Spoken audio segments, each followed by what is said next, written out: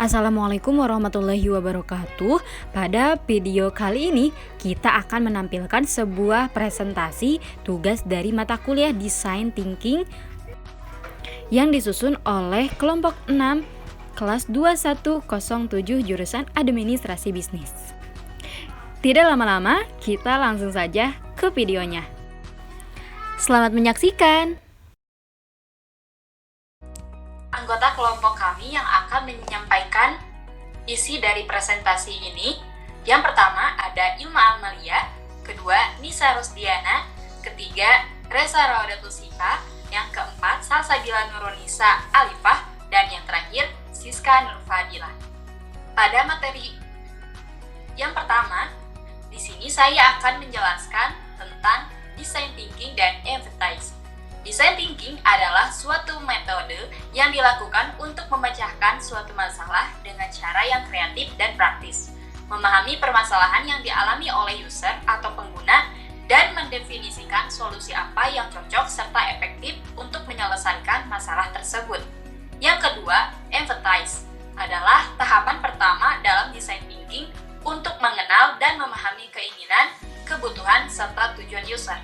Untuk mendapatkan informasi tentang kebutuhan pengguna, dilakukan beberapa proses yang terdiri dari observasi dan wawancara. Berikut ini merupakan biodata singkat yang menampilkan 5 user dari masing-masing anggota kelompok, hasil observasi serta wawancara. Dan kami mengangkat kelima user tersebut dari beberapa wilayah tertentu yang dapat mewakili dalam mengenal karakteristik user atau audiens untuk mengetahui berbagai informasi yang dapat ditelusuri selanjutnya. Berikut diantaranya sebagai berikut. Yang pertama yaitu user 1 dengan nama Bagus Nugroho, usia 18 tahun, pekerjaan mahasiswa, asal kota Tasikmalaya, pendidikan SMA. Yang kedua yaitu nama Dinda Mutiara R, usia 19 tahun, pekerjaan mahasiswa, asal kota Tasikmalaya, pendidikan SMA. User ketiga yaitu dengan nama Pani Fitriani, usia 21 tahun, pekerjaan karyawan swasta, asal kota Tasikmalaya, pendidikan SMA. Selanjutnya, user keempat, nama Dodi Imansyah, usia 43 tahun, pekerjaan pegawai swasta, asal kota Cianjur, pendidikan S1 Teknik. Dan yang terakhir, user 5 dengan nama Ai Hadiati, usia 38 tahun, pekerjaan ibu rumah tangga, asal kota Garut, pendidikan SMP. Empathy Map dibuat untuk menghasilkan bisnis model yang lebih kuat karena profil pelanggan menuntut pembuatan value proposition yang lebih baik, cara pendekatan pelanggan yang lebih nyaman, dan cara berhubungan dengan pelanggan yang sesuai. Berikut ini merupakan rangkuman empathy map yang kita dapat dari 5 user. Di antaranya yang pertama, Ting.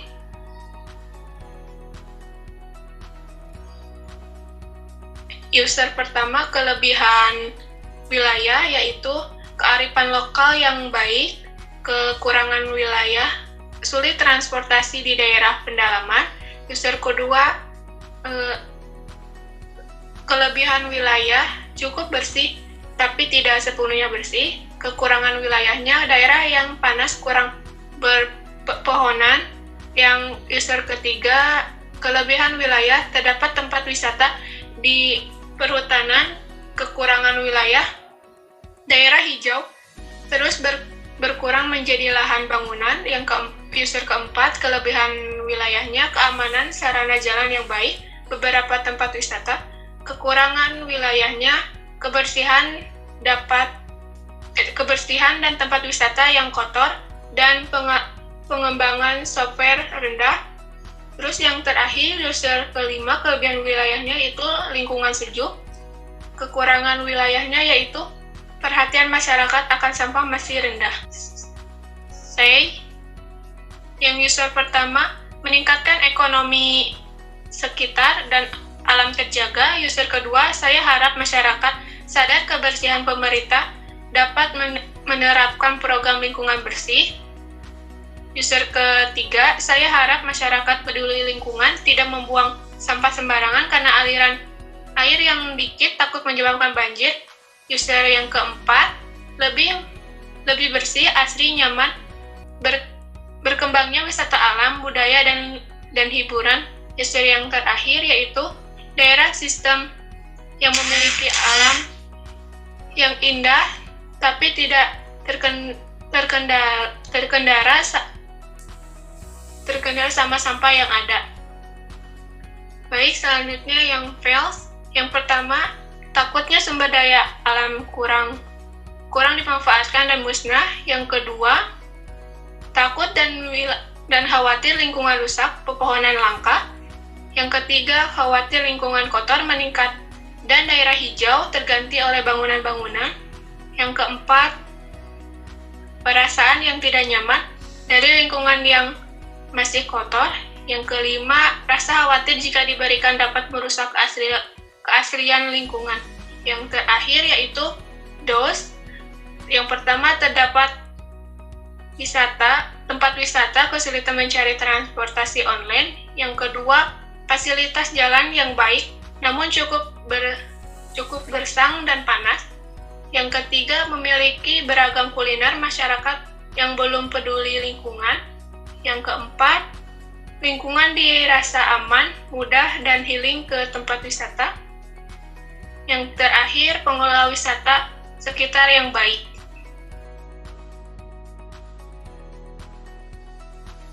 Berikutnya adalah pengertian dari define. Define adalah fase untuk mulai mengetahui apa saja yang menjadi hambatan user dari hasil pengamatan. Mengidentifikasi masalah sebagai keinginan atau kebutuhan dari user.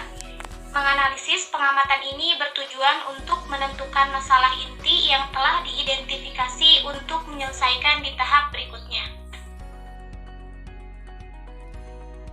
Di sini ada beberapa permasalahan yang kita peroleh dari 3 daerah, yaitu yang pertama, permasalahan yang muncul di daerah Tasikmalaya ada 3. Yang pertama, pencemaran dari limbah sampah. Yang kedua, lahan hijau yang berkurang akibat dari lahan yang dijadikan perumahan, gedung, dan lain-lain.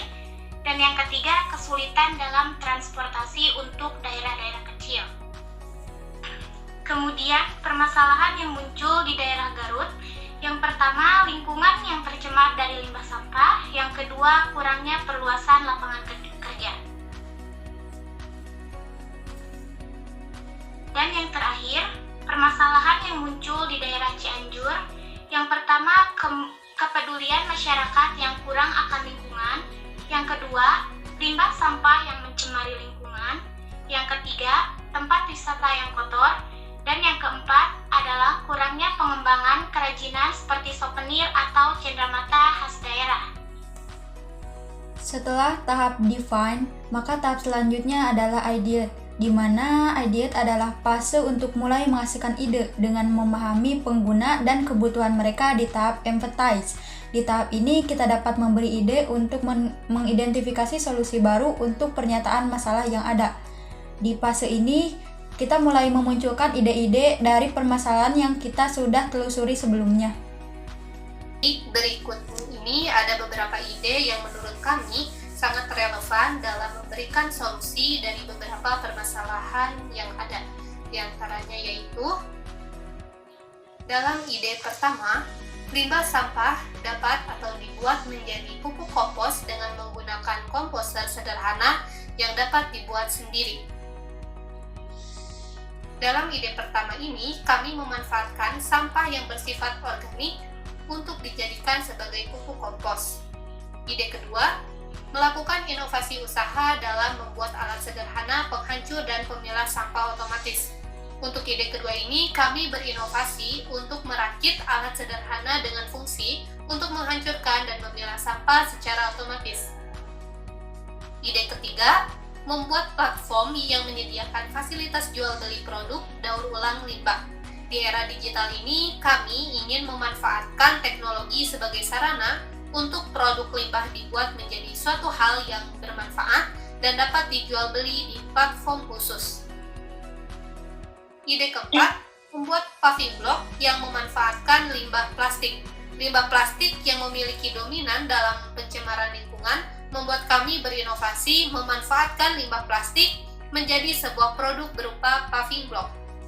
Ide kelima, membuat komunitas remaja peduli lingkungan dengan membuka tempat wisata baru yang instagramable dari pemanfaatan limbah sampah. Ide terakhir ini, kami ingin generasi muda membuat suatu komunitas dan gebrakan baru yang memperhatikan lingkungan dengan memberi berbagai inovasi kekinian seperti membuka wisata baru yang memanfaatkan limbah sampah. Dari semua ide tersebut, kami mengambil yaitu ide yang keempat, karena kekurangan dari wilayah Tasikmalaya, Garut, dan Cianjur 80%-nya mengenai masalah sampah, maka kami memutuskan mengambil satu ide bisnis, yaitu produk paving block atau eco paving yang bahan dasarnya memanfaatkan limbah anorganik seperti plastik dan sapu bekas kemasan makanan. Ide ini diharapkan dapat minimalisir banyaknya sampah anorganik yang berserakan dan tidak mudah terurai. Selain itu dapat berpeluang tinggi karena semakin banyaknya para arsitektur rumah yang membutuhkan penyediaan paving block untuk memperindah halaman, terutama pada bangunan sekolah yang saat ini juga sering memanfaatkan paving block untuk menambah kesan estetik halaman atau lapangan sekolah. Berdasarkan ide pertama, yaitu membuat pupuk kompos dengan menggunakan komposer sederhana yang dapat dibuat dengan tangan kita sendiri, maka ACP-nya sebagai berikut. Atribut mencakup limbah, kualitas bahan, persiapan, packaging, bahan baku, information, manfaat, lingkungan, dan membutuhkan waktu lama untuk pengolahan. Kemudian, konsekuensinya yaitu dapat ditemukan dengan mudah, economic value, menanggulangi sampah, dan diharapkan dapat digunakan oleh masyarakat luas. Sedangkan value untuk permasalahan tersebut adalah mendapatkan kualitas lingkungan yang lebih baik, menjadikan pribadi yang self-respect, dan mendapatkan keuntungan. Atribut, konsekuensi, dan nilai yang diperoleh dari ide inovasi usaha dalam membuat alat sederhana dalam penghancur dan pemilah sampah otomatis. Atributnya adalah mesin, biaya yang mahal, membutuhkan waktu yang cukup lama, dan merek. Sedangkan konsekuensinya diharap dapat meningkatkan kepedulian terhadap lingkungan dan diharapkan dapat mengurangi penumpukan sampah anorganik, diharapkan dapat dipergunakan oleh masyarakat, dan yang terakhir diharapkan dapat menghasilkan nilai jual yang tinggi. Nah, value-nya yaitu yang pertama cinta lingkungan, kreativitas, kepuasan pelanggan akan hasil, yang keempat berkualitas, nah yang terakhir adalah pembayaran yang fleksibel. Atribut dari ide membuat platform yang menyediakan fasilitas jual beli produk daur ulang limbah. Yang pertama, atributnya terdiri dari komputer, website, koneksi internet, data, pemrograman database atau coding. Yang kedua, consequence, yang terdiri dari menjadikan masyarakat melek teknologi, edukasi seputar lingkungan yang lebih fleksibel, dan yang terakhir mengikuti perkembangan zaman.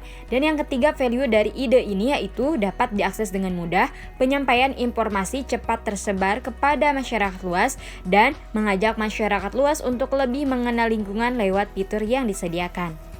Kemudian ACP dari ide yang keempat ini yaitu membuat paving block yang pembuatannya memanfaatkan limbah plastik. Atributnya yang terdiri dari material yang meliputi plastik, tabung, semen, aluminium foil, cat, oli. Kedua, alat cetak. Ketiga, biaya. Keempat, membutuhkan cukup waktu dalam proses pembuatan, memperhatikan kualitas, memberikan benefit, dan terakhir, original dan mewah. Kemudian, konsekuensi dari ide ini yaitu dapat meningkatkan produktivitas yang melibatkan warga sekitar dalam membuat produk. Kedua, memberikan peluang usaha. Ketiga, mengurangi volume timbunan sampah yang tidak terkelola dengan baik, dan yang terakhir diharapkan dapat menghasilkan keuntungan yang besar dari penjualan produk.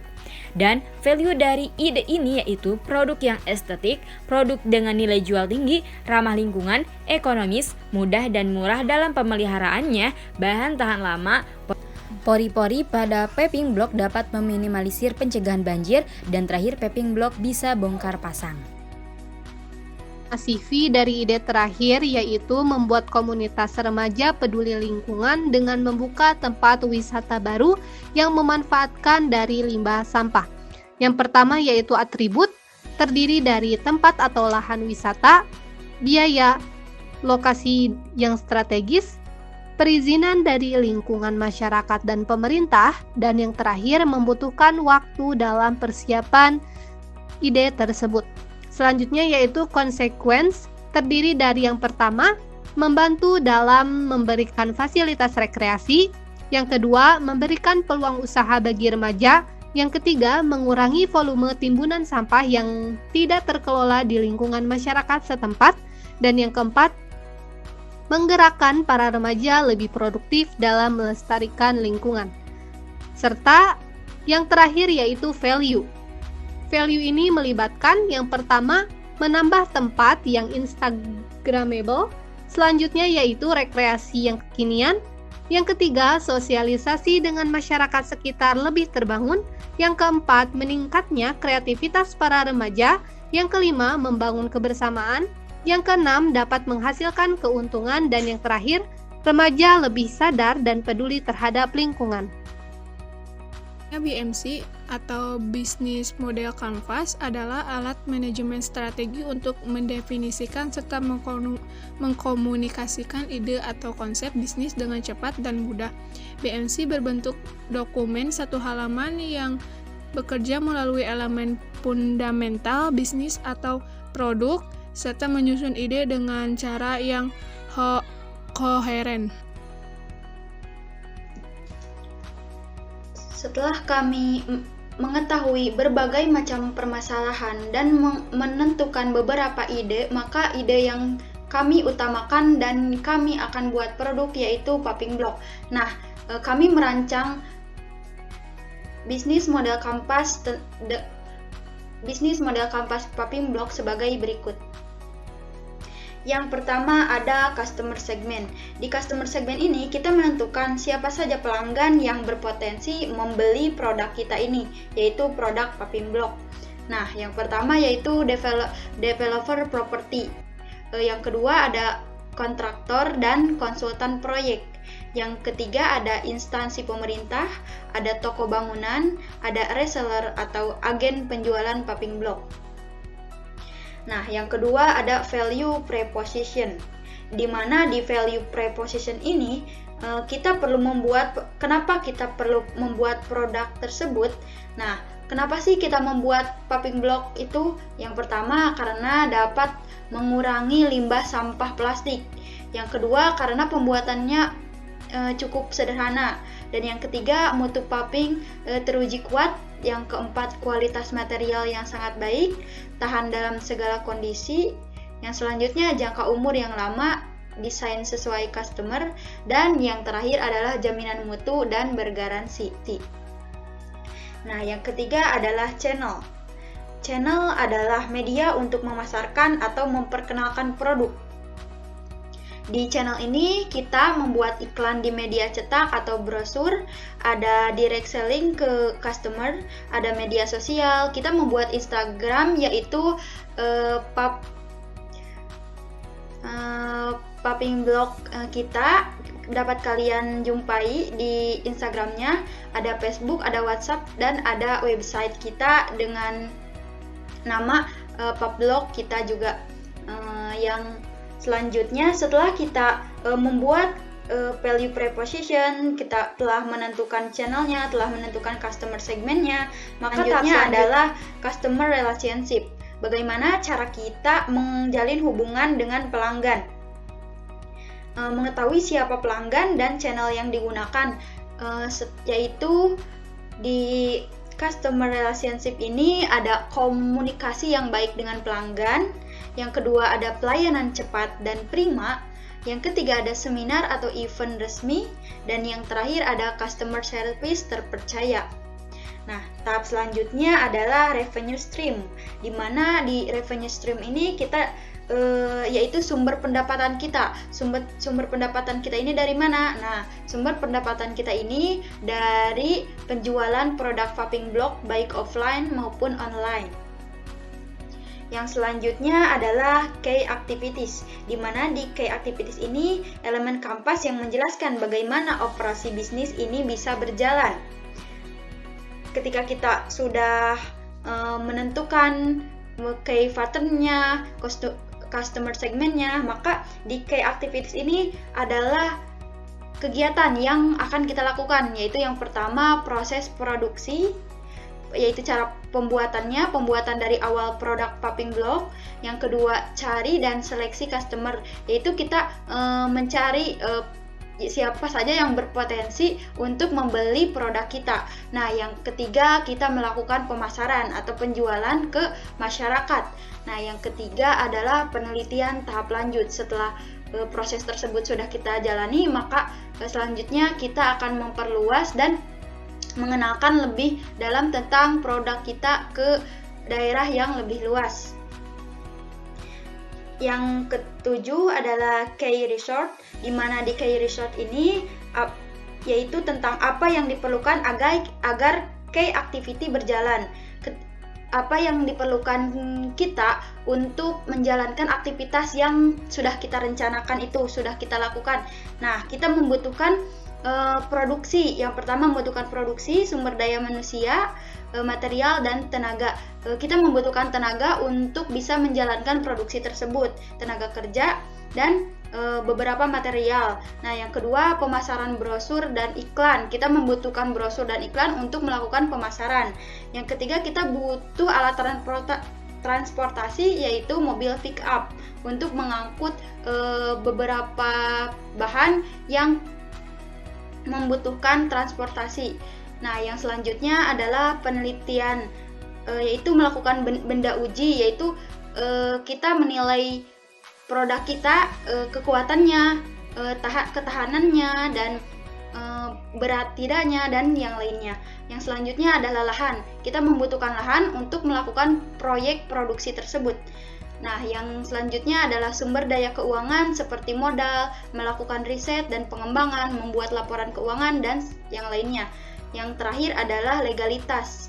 Legalitas sangat penting dalam pembuatan bisnis tersebut. Yang kedelapan adalah key partner. Setelah kita melakukan tahap-tahap yang sudah disebutkan, maka kita juga membutuhkan key partner, di mana key partner ini adalah daftar sumber daya di luar perusahaan yang dibutuhkan. Yang pertama, supplier bahan baku. Kita membutuhkan supplier bahan baku, yaitu seperti oli bekas, limbah plastik, aluminium foil, kaleng bekas, alat cetak, dan cat khusus. Yang selanjutnya kita butuh pengumpul sampah untuk mengumpulkan sampah. Ini bisa dari bantuan masyarakat atau sosialisasi kita tentang pentingnya kebersihan terhadap sampah. Nah, yang selanjutnya yaitu bagian periklanan dan promosi. Nah, yang tahap terakhir adalah cost structure, yaitu tentang struktur yang dibutuhkan dalam proses produksi ini. Yang pertama, dalam proses produksi, biaya yang harus dikeluarkan untuk operasi produksi ini di cost struktur ini. Yang pertama, biaya untuk produksi. Yang kedua, biaya untuk gaji pegawai. Yang ketiga, pemasaran, untuk biaya event, biaya bikin brosur, iklan, dan yang lainnya. Yang terakhir, biaya listrik, internet, dan biaya transportasi. Untuk bisnis model kampas sudah dijelaskan. Selanjutnya adalah prototype. Nah, setelah kita membuat rancangan tentang bisnis model kanvas, maka tahap selanjutnya adalah kita membuat prototipe cara kita memproduksinya. Yang pertama kita memulainya dengan mengumpulkan limbah sampah plastik.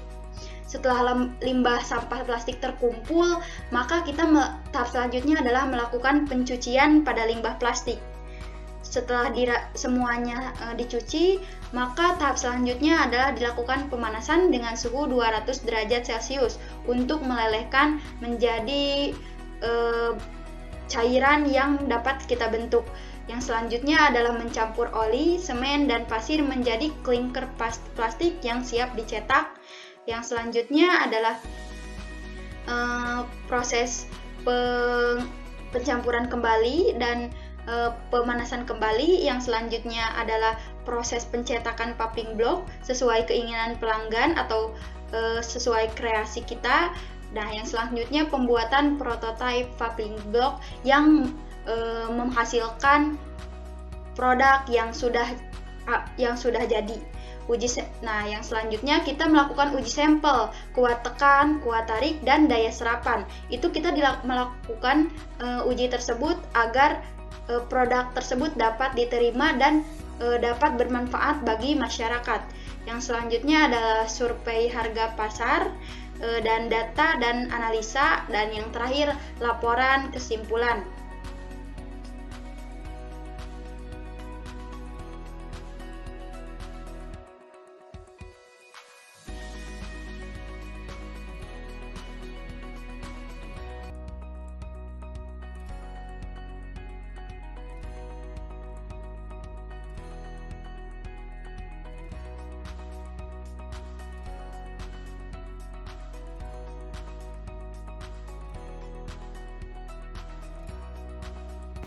Dari seluruh hasil presentasi pada kali ini dapat diambil kesimpulannya, yaitu dari beberapa user yang telah diwawancarai dan diteliti serta dituangkan dalam empathy map dapat ditarik beberapa permasalahan dalam define, di mana yang paling dominan adalah permasalahan mengenai sampah. Sehingga memunculkan ide yang menjadi solusi dari permasalahan user, yaitu suatu peluang bisnis yang dapat dikembangkan dan diharapkan dapat menghasilkan keuntungan. Maka ide tersebut yaitu produksi paving block atau eco paving yang bahan dasarnya memanfaatkan limbah anorganik seperti plastik dan sampah bekas kemasan makanan. Ide ini diharapkan dapat meminimalisir banyaknya sampah anorganik yang berserakan dan tidak mudah terurai. Selain itu dapat berpeluang tinggi karena semakin banyaknya para arsitektur rumah yang membutuhkan penyediaan paving block untuk memperindah halaman, terutama pada bangunan sekolah yang saat ini juga sering memanfaatkan paving block untuk menambah kesan estetik halaman ataupun lapangan sekolah.